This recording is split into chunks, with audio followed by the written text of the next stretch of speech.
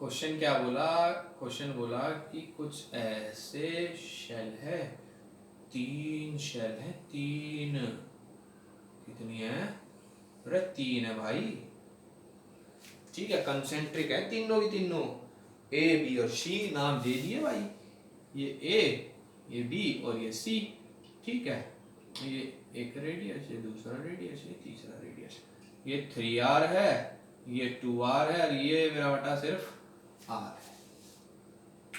Inner shell पे आपने charge दिया -q, आउटर उसके बाद बी पे सबसे इनर इस पे चार्ज दे दिया -q, इस पे 2q, इस पे 3q। ठीक है, अब क्या किया ध्यान से देखना, ए और सी को ज्वाइन कर दिया इस तरीके से कि ये वायर जो है बी को टच नहीं कर रही थी।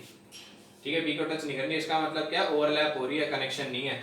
ए और सी को मैंने कंडक्टिंग वायर से ज्वाइन कर दिया और भाई साहब बी को मैंने क्या कर दिया, अर्थिंग कर दी। बी की क्या कर दी, अर्थिंग कर दी। ये बहुत बढ़िया हो गया। और जैसे ही ऐसा सब किया, इसके बाद इन सब ये सारी चीजें करने के बाद जो फाइनल मुझे चीज मिली ना, वो कुछ ऐसे थी। ठीक है, अब मैं ये सारा सिस्टम कर दिया है मैंने, तो मैं इसको ऐसे बना रहा हूँ बस। ठीक है, ये मेरा था सी, ये था बी, ये था ए। बोला इस पे चार्ज आ गया QC, इस पे QB और इस पे QA। ये सारे ऑपरेशंस होने के बाद फाइनल चार्ज है ये QC, QB और QA। आपसे पूछा है क्या, QA, QB और QC फाइनल चार्ज बता दो, तीनों सरफेसेस पे कितना आएगा। ठीक है, क्लियर है? देखने में लग रहा है थोड़ा सा डर, पर देखो क्वेश्चन हैगा बहुत इजी। चलिए तो उठाते हैं पहले हम कंसेप्ट से। ए और सी की बात कर लें पहले। किसकी? ए और सी की। ए और सी के बीच में क्या हो रहा है, कंडक्शन। कंडक्शन हो रहा है, ठीक है, ये बात भी सही।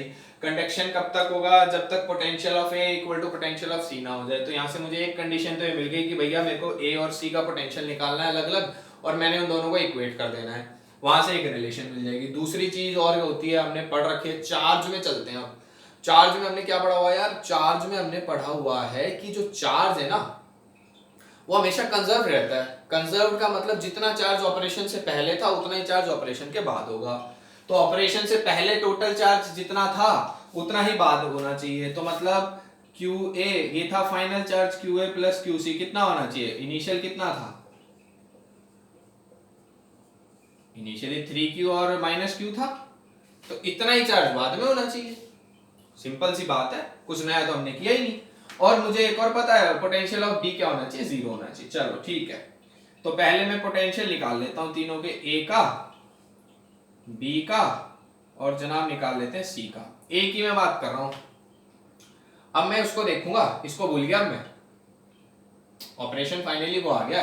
अब मैं ए की बात कर रहा हूं, तो ए पे किसकी वजह से आएगा, इस चार्ज की वजह से, इस चार्ज की वजह से और इस चार्ज की वजह से। ए पे ए वाले की वजह से लिखता हूं, उस पे सरफेस का फॉर्मूला कितना, KQA बाय RA कितना है, 3R प्लस इसकी वजह से भी आउटसाइड है तो कितना, KQB, RA कितना, RB, मतलब ये आउटसाइड है तो डिस्टेंस कितना, 3R। C के लिए भी आउटसाइड है तो कितना, KQC बाय 3R। लो जी, ठीक है, सॉल्व आप करेंगे, मैं आपको सारे रिलेशंस प्रोवाइड कर रहा हूँ। एक इक्वेशन यहाँ से मिल गई। दूसरी बी के लिए बताओ, बी के लिए बी की वजह से लिखूंगा तो क्या लिखूंगा, KQB और रेडियस RB कितना है, 2R है, प्लस सी की वजह से आउटसाइड है, सी की वजह से इस QC चार्ज की वजह से निकाल रहा हूँ, तो आउटसाइड है तो कितना, KQC, आउटसाइड है तो उसका रेडियस आएगा। और भैया इसकी वजह से तो ए की वजह से तो इनसाइड है, तो इनसाइड हो चाहे सरफेस हो, सेम ही रहना है। ठीक है, ये आ गया, क्लियर। अब बात करता हूं किसकी, VC की। VC के लिए बात करते हैं। VC के लिए भैया पहले इसके खुद की वजह से KQC बाय R, बाकी दोनों क्या है, इनसाइड है। B की वजह से इनसाइड का फॉर्मूला और A की वजह से इनसाइड का फॉर्मूला।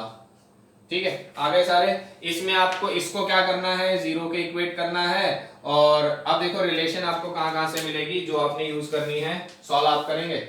एक तो मेरे को रिलेशन मिल गई QA plus QC is equal to 2Q, equation 1। एक इक्वेशन मेरे को यहां से मिलेगी VB इक्वल टू 0 डालने से चार्जेस के बीच में, और एक रिलेशन मेरे को यहां से मिलेगी VA equal to VC equate करने से। ठीक है, 3 इक्वेशन मिल गई, 3 ही वेरिएबल है, 1 2 3, 3 इक्वेशन 3 वेरिएबल, सॉल्व नहीं हो सकते क्या? अरे हो जाएंगे भाई। तो ये आपका काम है, आपको ये करने हैं।